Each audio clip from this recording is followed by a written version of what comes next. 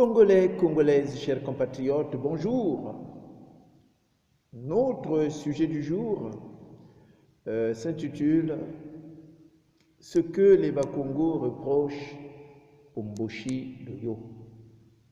Ce que reprochent les Bakongo au Mboshi Doyo. Congolais, Congolais, chers compatriotes, je pense que au Congo, nous ne nous connaissons pas. J'entends souvent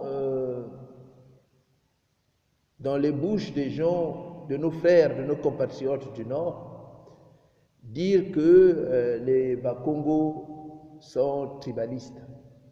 Je dis toujours, et je le répéterai, que le Congo, c'est une mosaïque.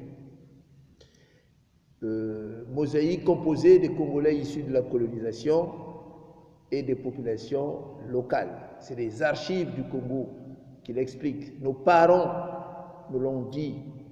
Et même ceux qui sont encore en vie, ceux qui ont l'âge de Sassou, ils peuvent démentir ou confirmer cela. Parce que nombreux savent d'où venaient leurs parents. Nous, nous le savons aussi, nous qui sommes au Poul, nous qui sommes, dit-on, du Sud. Nous savons que le Congo est une mosaïque. Nos parents nous l'ont dit, mais ils ont insisté, quelle que soit l'origine de la personne. Ce qui compte, c'est l'amour, c'est le patriotisme de la terre où tu vis. On le voit partout dans le monde entier. On voit même en France, puisqu'on prend comme modèle la France, les Sarkozy ne sont pas issus vraiment de la France.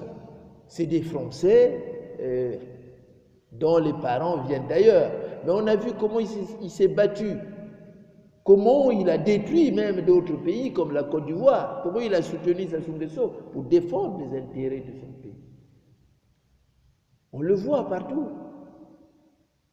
Donc ce qui compte, c'est le patriotisme, quelle que soit l'origine. Nous avons des enfants, ceux qui sont dans la diaspora, on a mis aux enfants, des enfants au monde dans certains pays où on est. Mais on voit ces enfants, comment ils se battent, comment ils ont l'amour de la terre qui les a vus naître. Donc, quelle que soit notre origine, ce qui compte, c'est le patriotisme. C'est l'amour qu'on a sur cette terre. On peut se battre, même mourir pour cette terre. Parce que la vie humaine, elle est courte. Mais que reprochent les Bakongo au Mboshi? Les Bakongo reprochent au Mboshi non pas seulement leur mauvaise gouvernance, ça peut arriver à tout le monde, même il y a des Bakongo qui gouvernent mal. Non pas seulement leur mauvaise gouvernance, j'ai dit, le dysfonctionnement administratif, leur légèreté, leur trahison même, parce que c'est des gens qui trahissent le pays à l'étranger. C'est des gens qui vont signer des accords avec les multinationales pour s'enrichir personnellement. Que reprochent les Bakongo au Mboshi Doyo? Le problème qui affecte le Congo,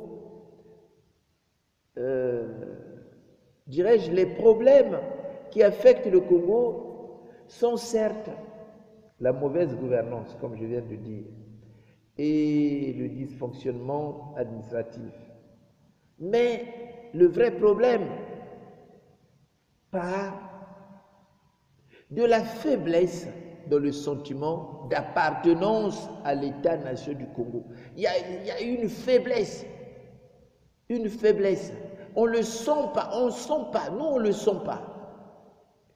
Quand on voit Sassou aller signer des accords avec Total où il prône que nous, on va prendre seulement 18%, c'est Verschav qui le dit.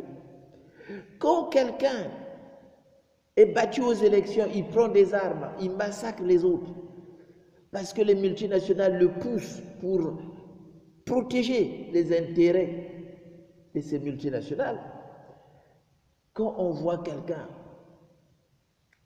qui empêche, discrimine les autres pour rester au pouvoir, on se dit, il y a problème.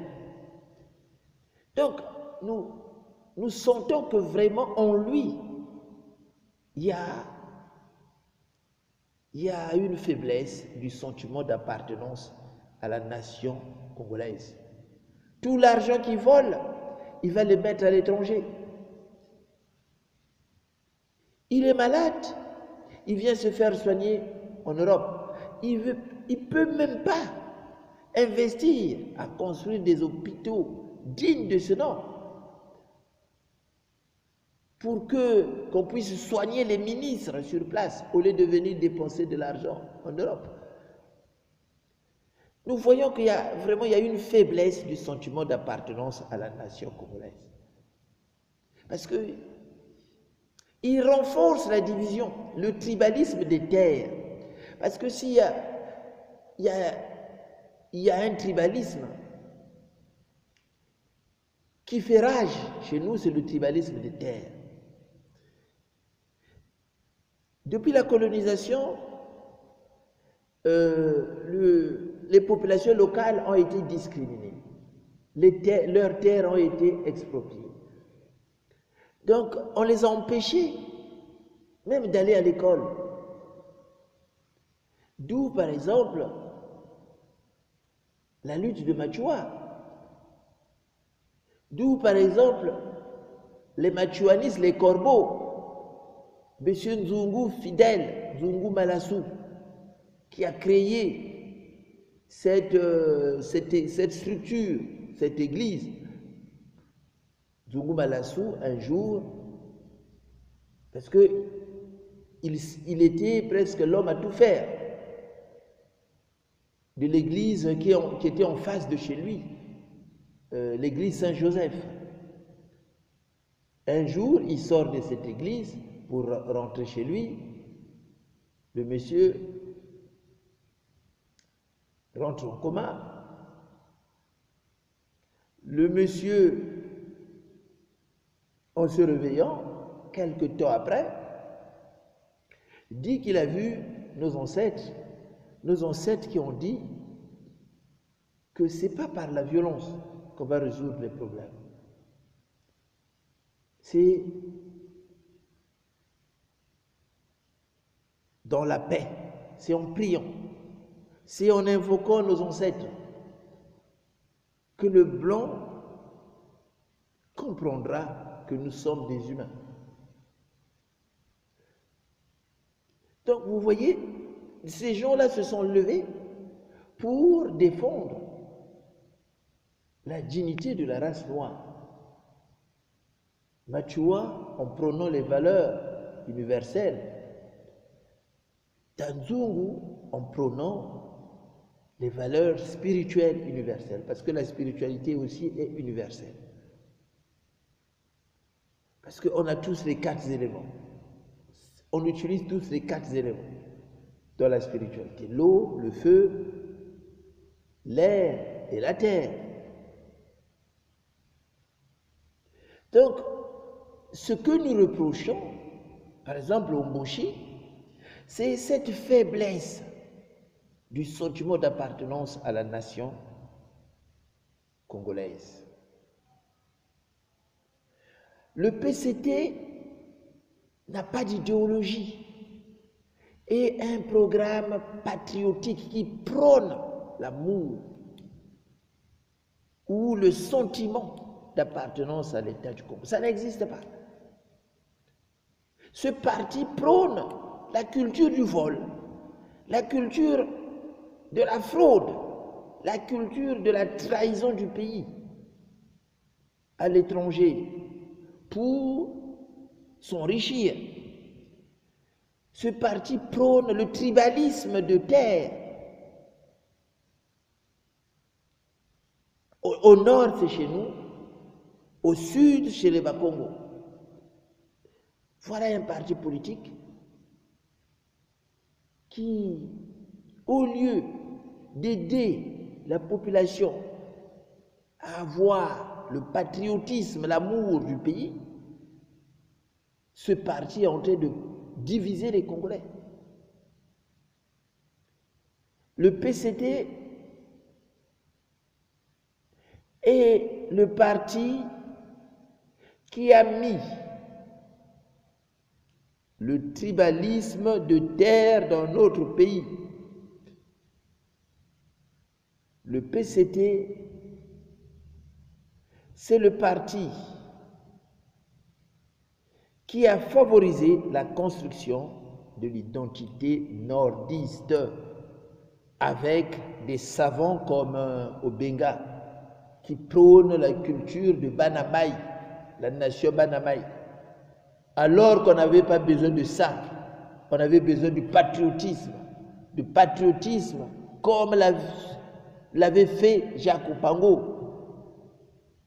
On peut reprocher tout à Youlou ou à Opango, mais au moins, ils ont essayé. Ils ont essayé d'allumer la flamme du patriotisme, d'avoir l'amour du pays. Le PCT entretient, si on veut, le legs colonial du tribalisme.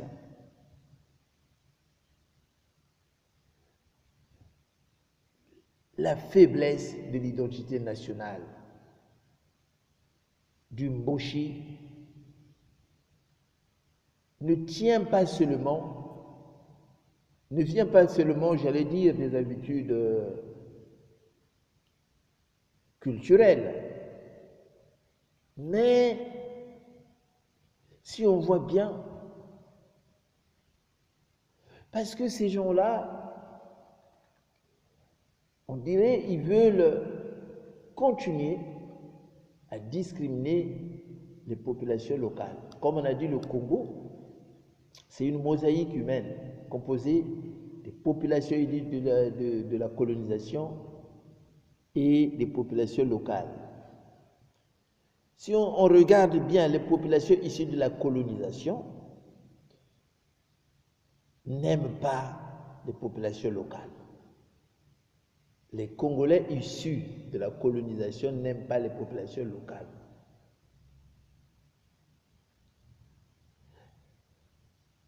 Les seuls peut-être qui se sont intégrés, c'était les premiers, ceux qui avaient fait la conquête militaire. Ceux qui avaient fait la conquête militaire, notamment les Soudanais, donc les Maliens, les Sénégalais, les Guinéens et tout ça, ceux-là, arrivés sur place comme c'était des jeunes, ils ont eu des enfants avec les femmes de population locale. Nombreux ont eu la retraite dans notre pays. Quand vous voyez des camps comme les quartiers, plateau de 15 ans, voilà, ceux qui faisaient 15 ans, on lui offrait une maison. Nombreux sont restés là. Ceux-là, ceux qui sont restés, qui ont eu comme épouses les femmes, par exemple le Bakongo. À l'époque, on ne parlait pas des Popos, on ne parlait pas des Nigérians, on ne parlait pas d'autres. On ne parlait pas des Togolais, parce que ceux-là, ils sont venus après. Il y a eu même, si vous voulez, des miliciens qui se sont révoltés contre le colon, contre leur maître. On parle des Sambandongo.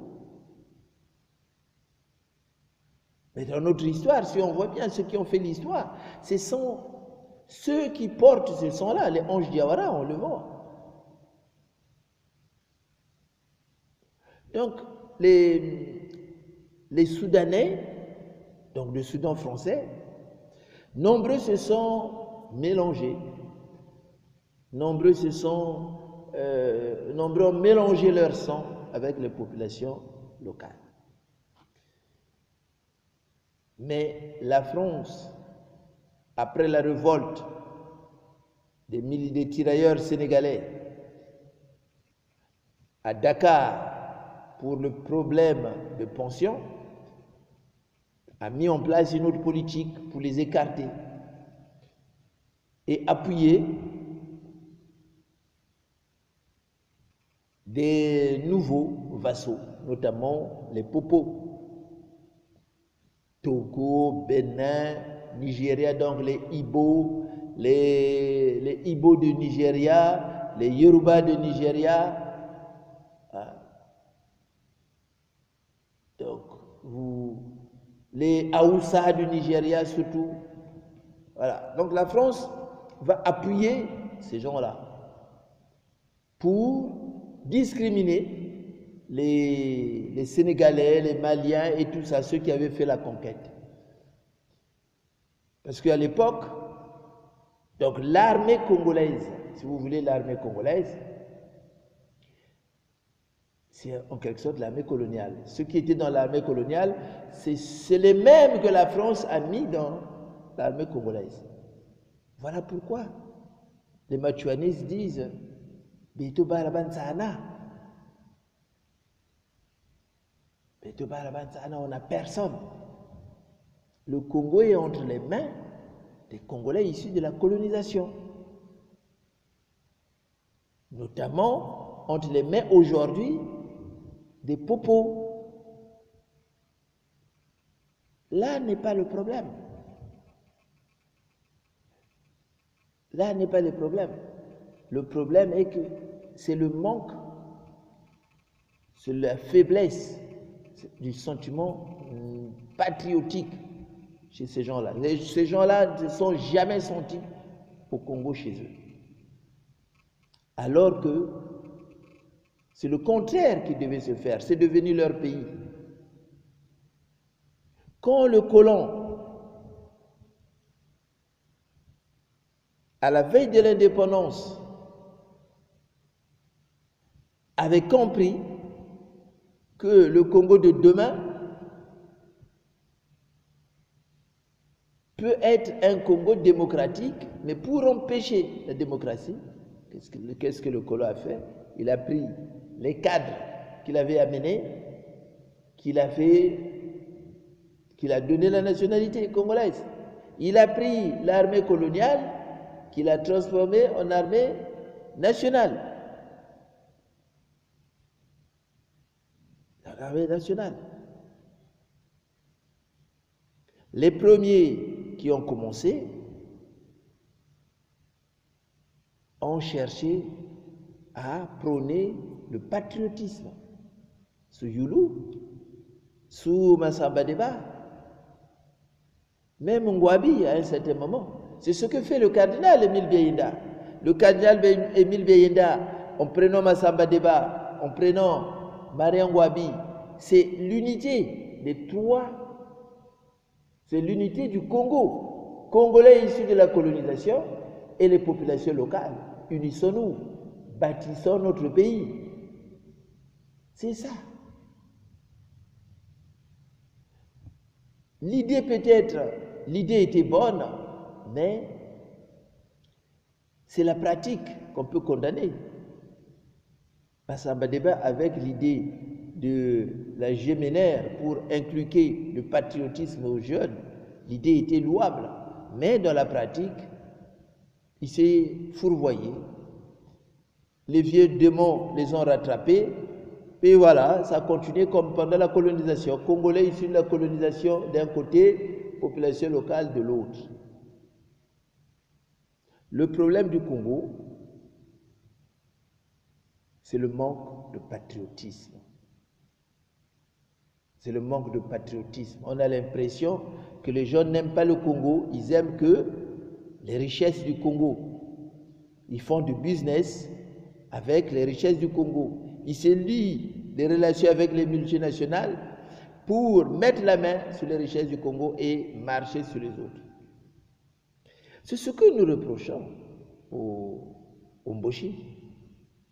On aurait tort de réduire le mal du Congo au tribalisme. Le mal du Congo, ce n'est pas le tribalisme. Le mal du Congo, c'est le manque de sentiments nationalistes. Parce que le Congo brasse des populations de diverses origines. Donc il convient en outre de prôner le patriotisme. C'est ça qu'on doit prôner. Nous disons toujours, ces gens-là n'aiment pas le pays, c'est ce qu'on dit. Les Bas-Congo aiment les gens. Les Bas-Congo aiment les gens. Regardez comment on a porté Jacques Opango. Parce que Jacques Opango avait compris qu'il fallait prôner le patriotisme, qu'il fallait mettre le Congo devant. Et c'est ce qu'il a fait à chaque fois qu'il y a eu des entraves dans son chemin. La colonisation l'a empêché d'accéder à la magistrature suprême, d'être même député au 2e collège de France. Mais il a toujours prôné le patriotisme. Pendant les élections, on l'a empêché, pendant l'indépendance, on l'a empêché même de s'exprimer, mais il a toujours prôné le patriotisme. Même après des troubles dus au contentieux électoral, il a toujours prôné le patriotisme. Il a mis de côté son orgueil. Il est venu avec Hulot ensemble, la main dans la main, pour prôner que la paix revienne. Ça, on ne le retrouve pas chez des gens comme des Sassou, des Yombi, des Mathias Nzo. On ne le retrouve pas. Et c'est pour cela qu'on dit que, même, regardez, on peut se tromper, mais c'est comme ça. Mais regardez, la France, lorsque la France fait le premier découpage administratif, il met en place des départements en respectant les gens qu'il a trouvés sur place. Voilà. Ou soit en donnant le nom des fleuves. Kwilu, c'est le nom de fleuve. Bouinza, c'est le nom de fleuve. Voilà. Donc quand vous arrivez, par exemple, on monte, puisqu'il y avait les Bakouni, c'est le nom d'un peuple. Il monte, il vient dans le Poul, c'était Brazzaville. Mais à côté de Poul, ce qui est de le Poul aujourd'hui, il y avait le département de Djoué et le département Bas-Congo. Quand il monte, département Bateke. Après, il donne le nom de fleuve, département Alima. Quand il monte après, il met département Makwa. Il a trouvé des Makwa sur place. Les Obenga, le Obenga et le PCT, ils ont mis en place la cuvette. Mais département Makwa, capitale Forossé. Aujourd'hui, ça se est en train de marcher sur les Makwa. Parce qu'après, une grande partie, par exemple, sur ce qu'on appelle le bec de canard n'existait pas à cette époque. Ça vient du Cameroun allemand. Donc il y a nos frères, quand l'Allemagne perd la guerre, quand la France récupère ces terres-là jusqu'au niveau du bec de canard pour l'incorporer au Congo, ces gens-là, c'est des populations locales aussi. Pour nous, c'est des populations locales. Donc le problème du Congo, c'est le manque de patriotisme. On peut venir de n'importe où, mais aimer le Congo. Parce que c'est le Congo qui peut nous rassembler. Mais si vous n'aimez pas le Congo, impossible d'aider ceux qui sont en difficulté. C'est ce qui nous arrive. Regardez bien la situation des populations locales. Regardez bien, le pygmée est discriminé. Depuis que le Congo, il n'y a jamais eu de ministre pygmée. Depuis que le Congo est Congo, de la colonisation jusqu'à aujourd'hui, le pygmée est malmené. Son habitat naturel est menacé. Les Bas-Congo, les terres expropriées. Les Batéké, les terres expropriées. Ceux qui se disent Batéké, souvent ce n'est pas des Batéké. Ceux qui se disent Bas-Congo, ce n'est pas des Bas-Congo, mais les Bas-Congo sont abandonnés à eux-mêmes. Ça a tué pas mal de machuanistes pendant la guerre. Ces gens-là, qu'est-ce qu'ils font? Ils font rien. Ils sont là. Depuis la colonisation, ils ont été discriminés, abandonnés à eux-mêmes, massacrés. Et eux, ils ont continué à les massacrer. Ils sont là, ils font que prier. Mais là, actuellement, je ne sais pas quel est ce responsable politique qui est derrière la division qu'on est en train de vivre chez les machuanistes, entre les enfants de Tanzungu et les autres.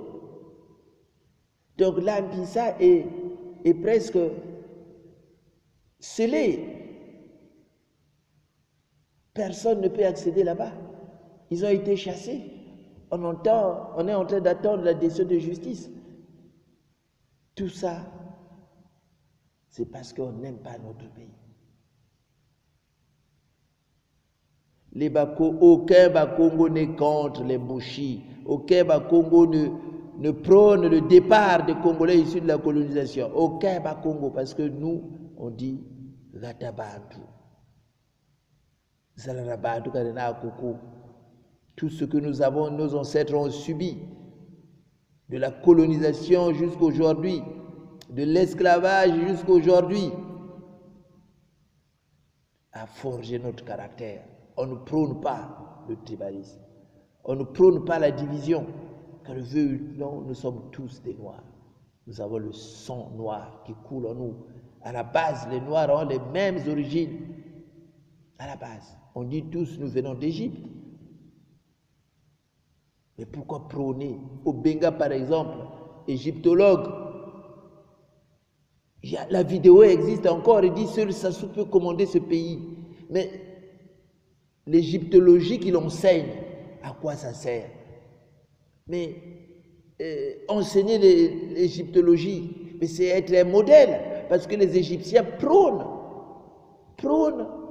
tout ce qui est lumière, hein? Tout ce qui est la culture qui éclaire le monde. C'est la culture égyptienne, la sagesse égyptienne. Beaucoup de choses viennent d'Égypte. Mais toi qui enseigne l'égyptologie, si tu n'arrives pas à être ce soleil, si tu n'arrives pas à être ce Horus qui va éclairer, mais ce n'est pas la peine. Tu prônes le tribalisme. C'est toi qui mets en place la nation Banamaï pour diviser le Congo. Au lieu d'amener des gens vers une culture patriotique, vers l'amour du Congo, vers l'unité. Mais à quoi sert d'aller apprendre l'égyptologie? À quoi ça sert d'enseigner l'égyptologie dans le monde entier si tu n'es même pas toi-même un modèle? Parce que dire que c'est Sassou Nguesso seul peut commander le Congo.